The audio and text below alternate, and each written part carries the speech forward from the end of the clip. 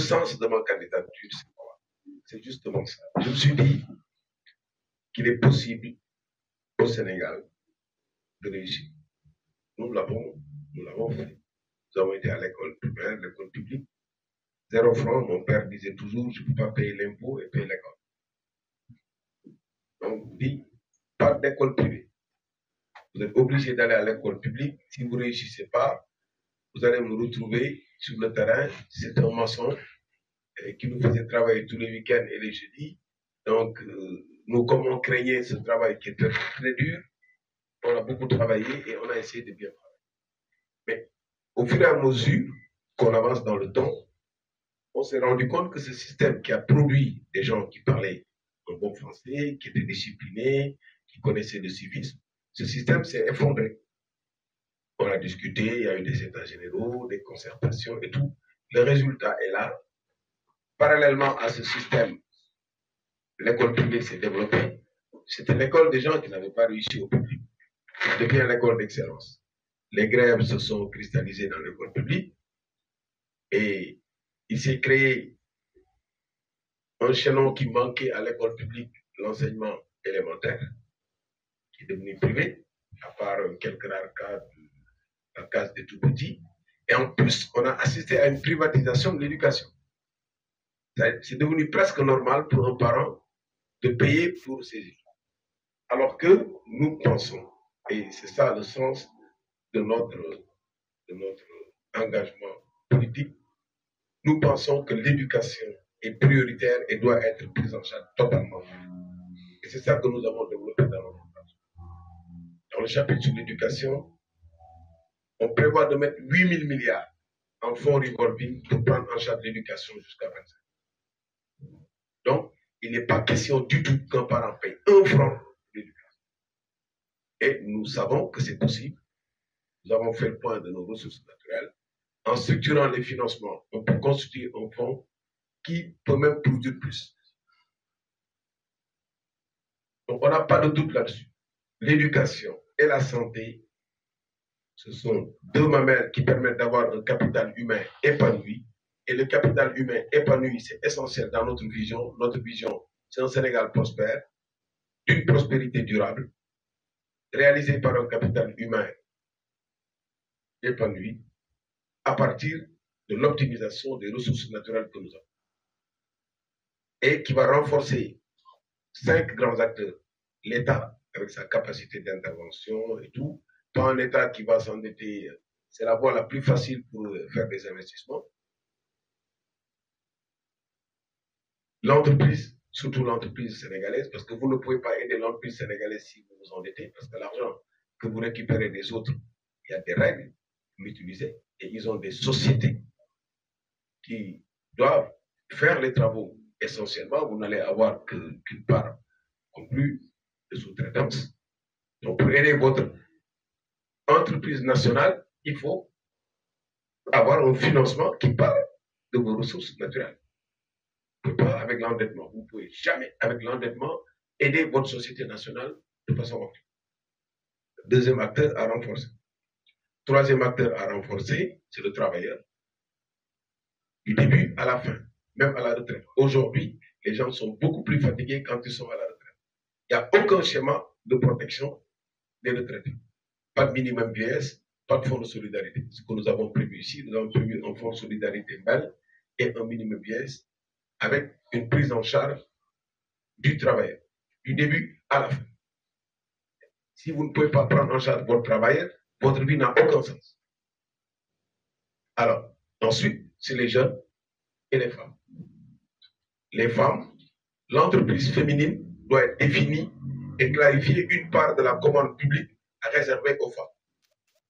Claire. Ensuite, parfaire la parité avec un schéma président, vice-président et une promotion de la femme, sa protection contre toutes les formes de violence. Nous considérons que sur certains points, la femme est vulnérable. Je reviendrai sur ça. Le dernier, c'est la jeunesse. Et ça me permet de répondre un peu à votre question. C'est une préoccupation que nous avons eue depuis. En 2016, nous avons monté le mouvement Génération Y. C'était ça l'objectif. Quand nous avons fait faire une étude sur la situation des jeunes La conclusion, c'était que c'est la majorité de la population, mais c'est une majorité qui est en marge de la société et qui était en train de vivre dans la citadelle de la jouissance et qui ne s'intéressait absolument pas aux activités politiques et sociales.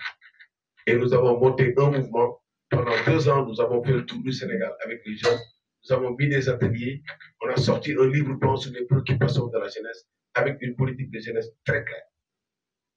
Donc, ça, c'est la vision globale. Dans cette vision globale, le capital humain, éducation, santé.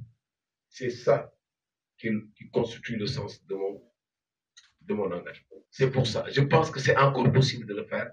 C'est pour ça que je me suis engagé en politique. Je pense qu'on doit le faire, on doit pousser les gens à le faire. C'est pour ça que je me suis engagé en politique. Si c'était pour faire des réformettes ou bien prendre des positions politiques ou superficielles sur des questions, je n'ai pas besoin de faire la politique. Je pense qu'il faut une vraie révolution et c'est encore possible. Voilà le sens de mon engagement. Maintenant, pour revenir sur votre question précise sur l'éducation, quand nous avons analysé le chapitre sur l'éducation, c'est 23 pages. Quand nous avons analysé l'éducation, nous l'avons considéré comme un investissement réfléchi. On a sorti tous les critères qui permettent de considérer que l'éducation est un investissement. Parce que les bailleurs de fonds disent, transferts sociaux, il faut limiter l'éducation. Non. Nous considérons que l'investissement sur l'homme, sur l'enfant, pour qu'il soit un capital humain épanoui, est une question de souveraineté. On dit où est-ce qu'il faut trouver l'argent? On a un budget qui tourne autour de 600 milliards. C'est impossible avec l'évolution de la population.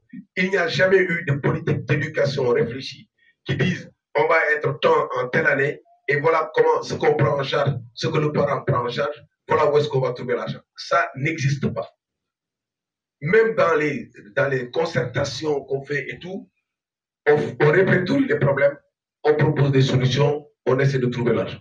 Mais cette vision d'un investissement réfléchi pour avoir un capital humain capable de porter le développement, ça n'a jamais existé au Sénégal. Taf Younger, c'était ça notre politique de l'éducation.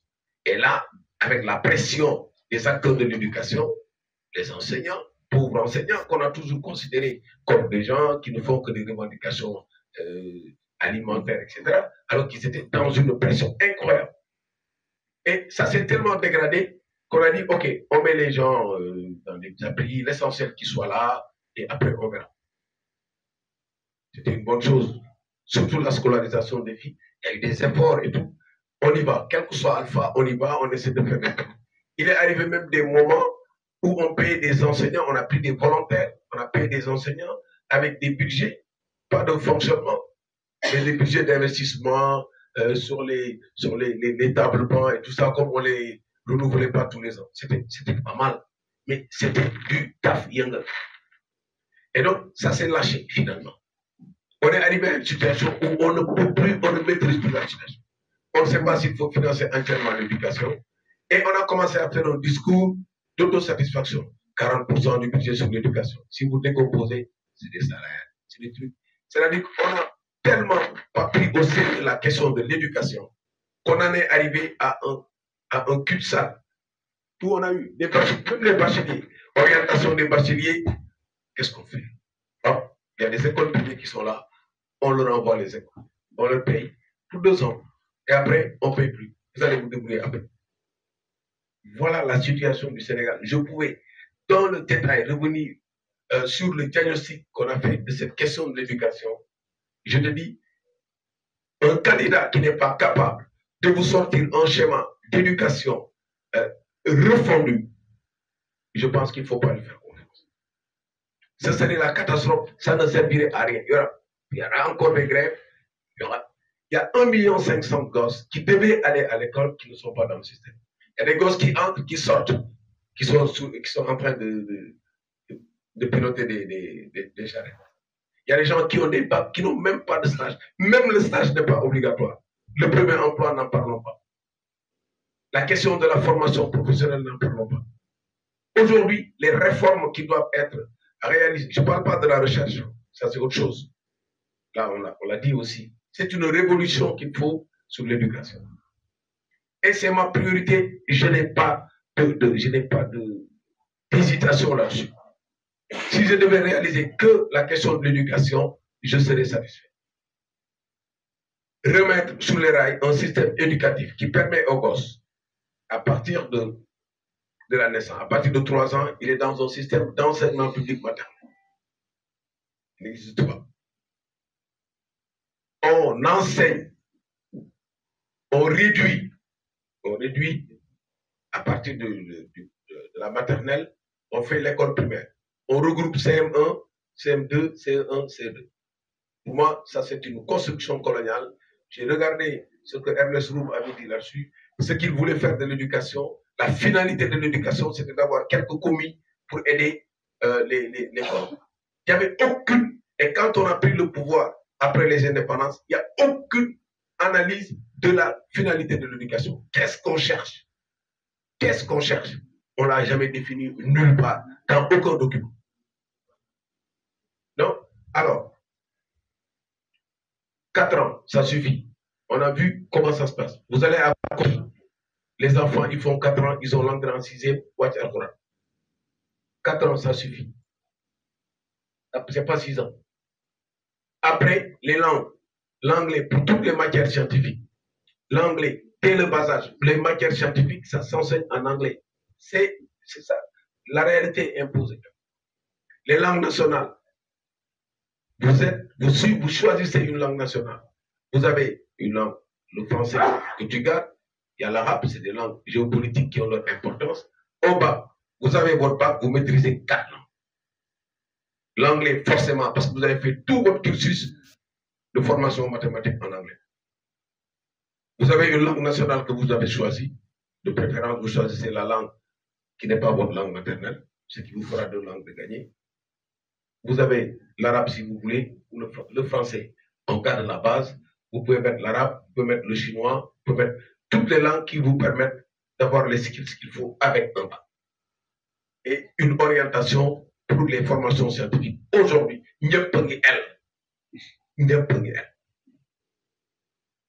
c'est un système de facilité qui a été favorisé par le fait que l'État doit laisser deux. Xam ngeen laisser deux ci welo boo yoree welo boo mënee ba mokkal da ngay laisser deux boo demee ba fuy da ngay laisser deux. L'État doit laisser deux ci éducation. Aujourd'hui, c'est quelque chose qu'il faut refonder, le considérer comme un investissement. De ce point de vue-là, nous pensons qu'il faut mettre l'argent.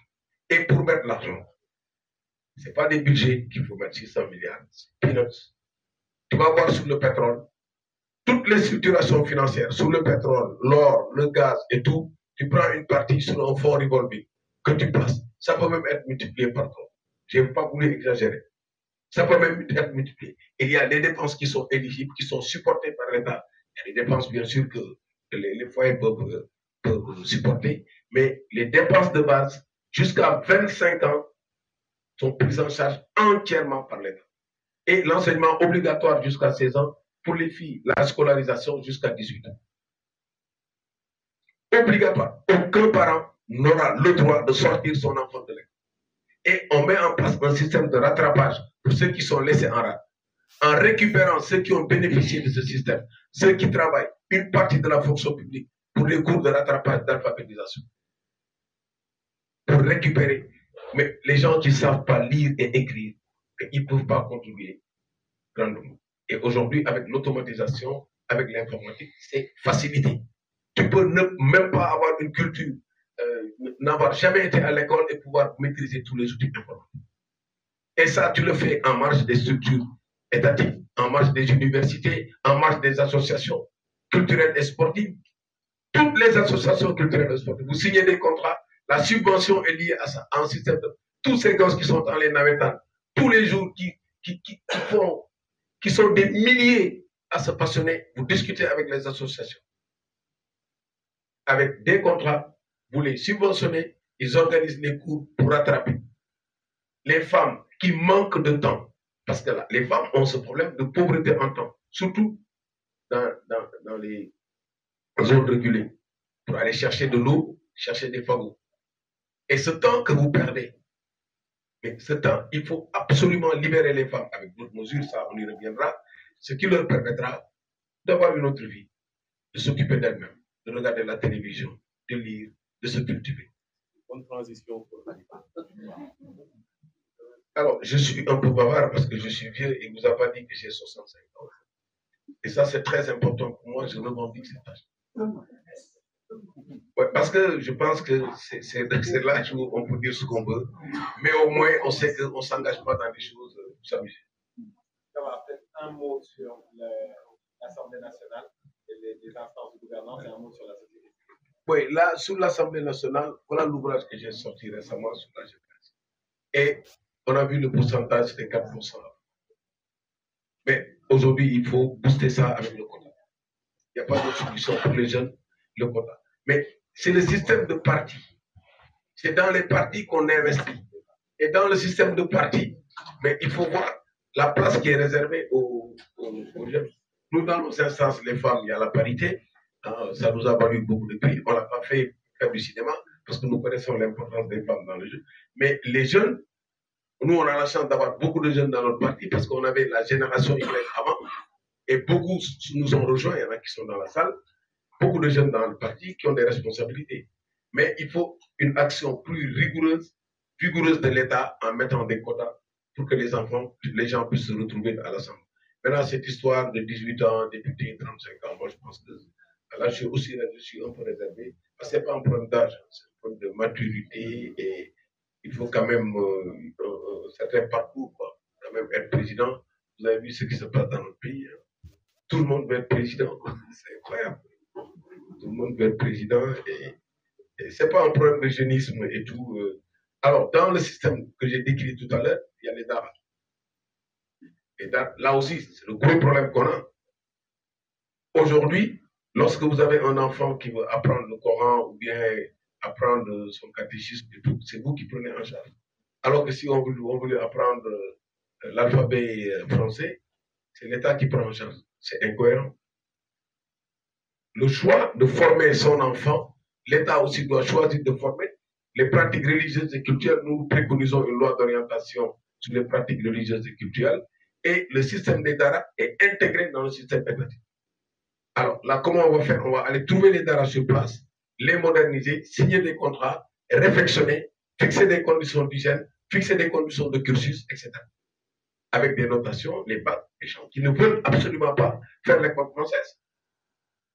Mais il y a un système où il y a des possibilités d'avoir des limites quand vous faites simplement l'école arabe. Mais en tout cas, le dara doit être intégré à ce niveau-là. On n'a pas de problème. C'est le fait de l'avoir relégué au second plan qui nous a donné et qui nous a placé dans cette situation. Et si on ne règle pas 600 milliards pour l'éducation au Sénégal, ça ne peut rien faire. Nous, on récupère ces 600 milliards, on l'envoie à la santé, on complète 400 milliards. Pour la santé, on a prévu 1000 milliards par an pour le rattrapage. Pour l'éducation, 8000 milliards en fonds revolvés. Alors, on a tous les détails de comment on va structurer. Maintenant, sur l'engagement, j'ai déjà donné mon point de vue. Bon, sur la société civile, je pense qu'on a une notion dont la définition est introuvable.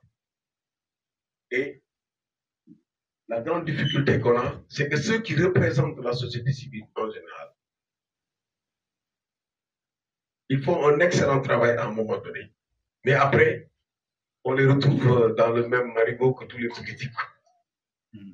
Ce qui fait que la perception que les gens ont de cette société civile et cette concurrence que les politiques ont, cette peur bleue qu'ils ont de la société civile, fait qu'ils les discréditent toujours. Et ils ne s'arrangent jamais pour leur mettre les moyens de s'organiser. Alors que nous considérons que la société civile est un contre-pouvoir. Et le tampon entre les politiques et la société. Mais je pense qu'il faut revoir la façon dont la société civile est organisée. Pour avoir un conseil, je ne sais pas comment vous allez l'appeler, et qui a des concertations comme on le fait sur le dialogue, sur d'autres points. On a des instances comme le Conseil national de la jeunesse, par exemple. On a une instance qui est reconnue, la société civile, des gens qui sont élus, qui sont représentatifs, qui ont des missions précises. Et en ce moment-là, je pense qu'ils vont discuter avec l'État à mémoire. Et ça doit venir de vous. Ça ne viendra pas des politiques, sauf de moi, si je suis élu, parce que j'ai aucun problème avec vous. Merci.